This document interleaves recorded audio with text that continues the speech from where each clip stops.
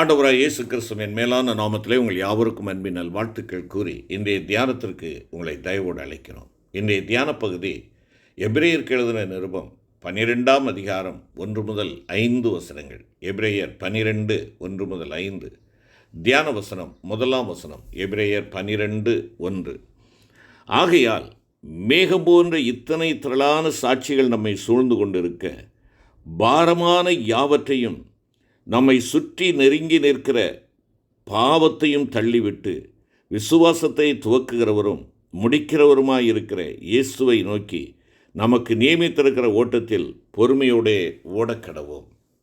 அருமையான கர்த்தருடைய பிள்ளைகளே, நீங்கள் நிமிர்ந்து பார்த்து உங்கள் தலைகளை உயர்த்துங்கள் என்ற கர்த்தரின் கட்டளையானது நமக்கு சில காரியங்களை உணர்த்துகிறது. அதாவது, நம்முடைய பாவங்களையும் பாரங்களையும் நாம் தள்ளிவிட வேண்டும்.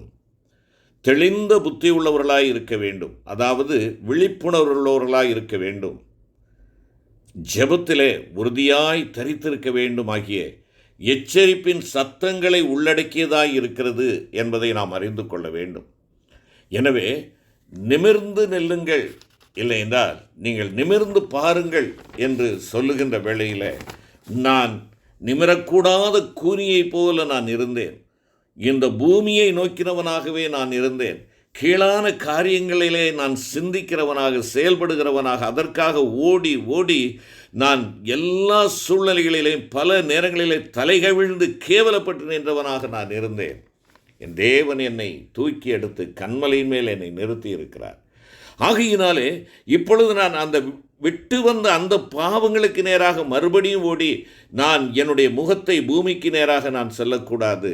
நான் அவருடைய இரத்தத்தினாலே கழுவப்பட்டவன், அவருக்கு சொந்தமானவன். ஆகையினாலே நிமிர்ந்து பார்க்க நான் அழைக்கப்படுகிறேன். நிமிர்ந்து பார்த்தல் என்ற தேவ சத்தம் நமக்கு கொடுக்கின்ற ஒரு எச்சரிப்பின் சத்தம். அது என்ன சொல்லுகிறது? உங்கள் பாவங்களையும் பாரங்களையும் தள்ளிவிடுங்கள்.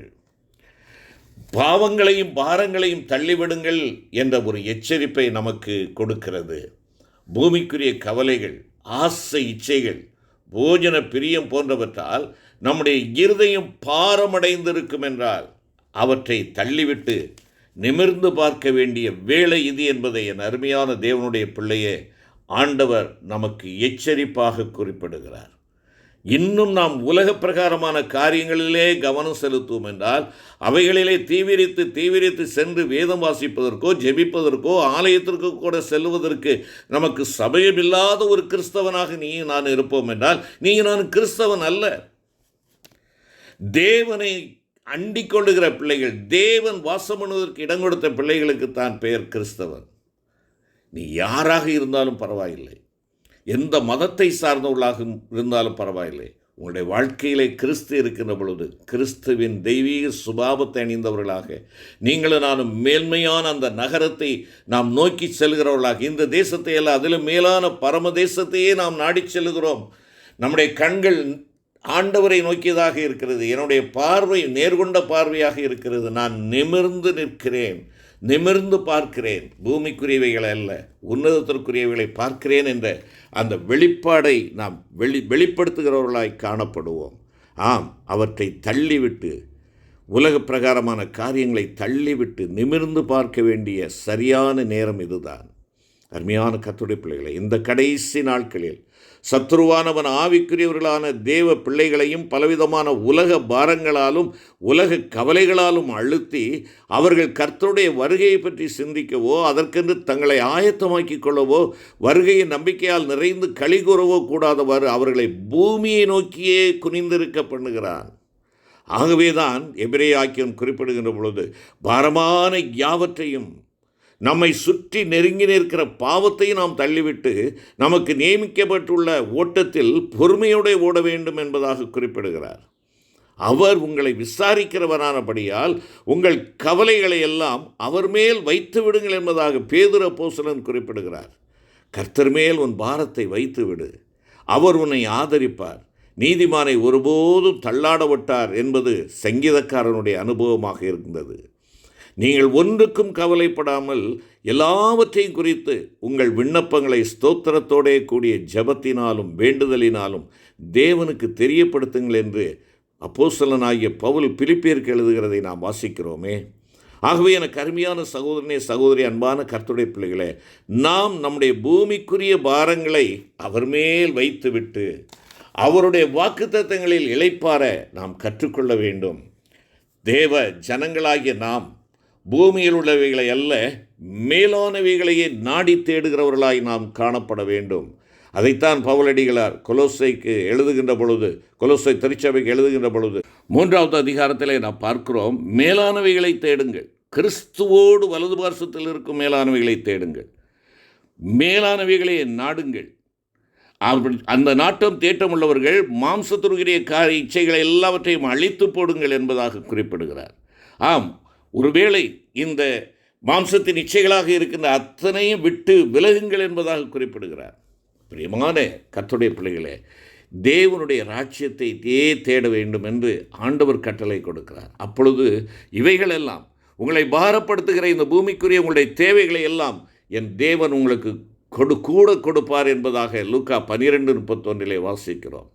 இந்த உலகத்தின் பேர், புகழ், அந்தஸ்து, ஐஸ்வர்யங்கள் யாவும் மாயை.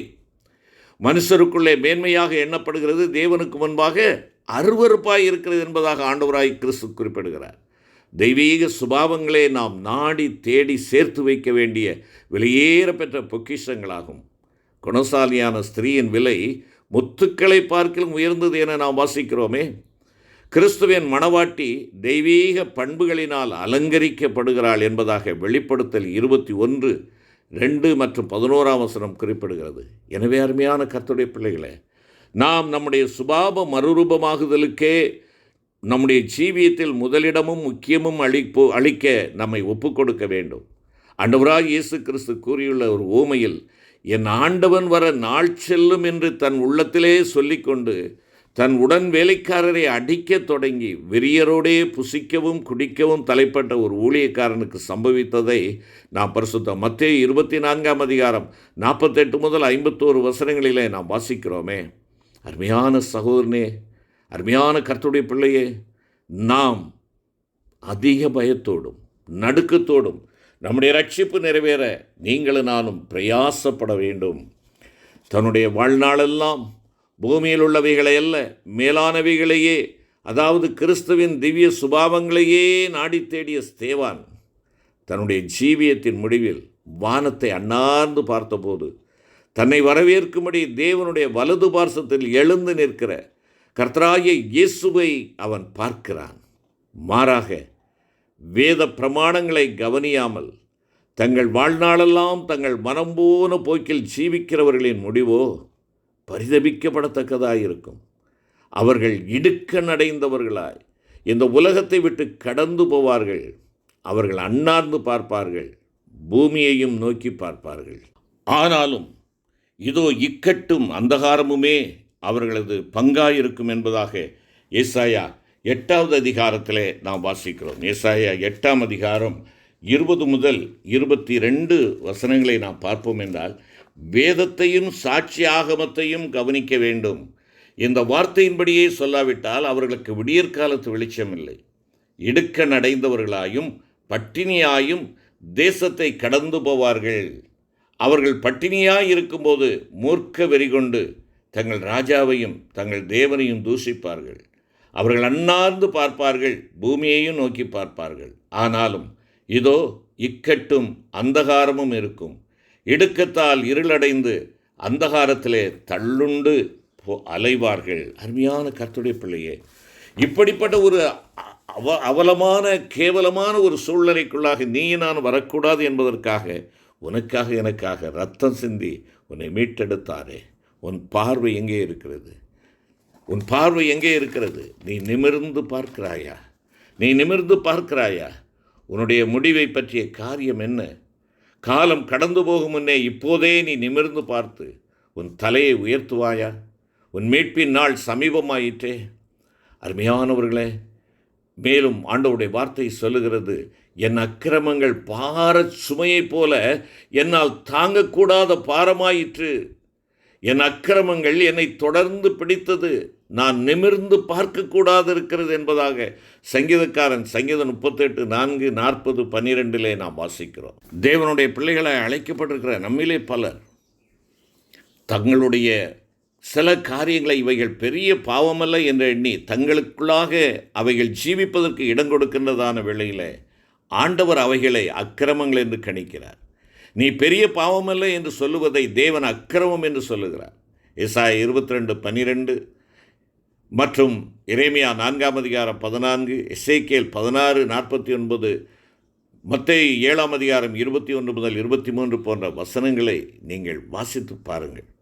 அக்கிரம சிந்தையும் அக்கிரம நினைவுகளும் அக்கிரம செய்கைகளும் நம்மிலே இருக்கும் என்றால் நொறுங்குண்ட உள்ளத்தோடு நீங்களும் நானும் அவரண்டை திரும்பி வருவோம். 18 வருடங்களாக பலவீனப்படுத்தும் ஒரு ஆவியினால் கட்டப்பட்டவளாக எவ்வளவும் நிமிரக்கூடாத கூனியாயிருந்த ஸ்திரியை நிமிர்ந்து தேவனை மகிமைப்படுத்த செய்தவர் நமக்கும் உனக்கும் இறங்கி நம்முடைய சீர்கேடுகளை குணமாக்கி ஆவிக்குரிய பிரகாரமாக நம்மை நிமிர்ந்து பார்க்க செய்வார். செபிப்போம். கிருபை நிறைந்த ஆண்டவரே, நாங்கள் நிமிர்ந்து பார்க்க முடியாதவாறு உலக கவலைகள், உலக தேட்டங்கள் எங்களை பூமிக்கு நேராக குனிய செய்து எங்களை கூனர்களாக்கி விடுகிறது. எங்களுக்கு தயவாய் இறங்கி ஆண்டவரே, நாங்கள் எப்பொழுதும் உம்மை நிமிர்ந்து பார்த்து உம்மை மகிமைப்படுத்த ஆண்டவர் எங்களுடைய சீர்கேடுகளை குணமாக்கும். ஆவிக்குரிய பிரகாரமாக நாங்கள் நிமிர்ந்த பார்வை கொண்டவர்களாய் வாழ்ந்து உம்மை மகிமைப்படுத்த எனக்கும் எங்களுக்கும் கிருபை தாரும். எங்கள் ஆண்டவர் இயேசு கிறிஸ்து மூலம் வேண்டிக் கொள்கிறோம் நல்ல பிதாவே. ஆமென்.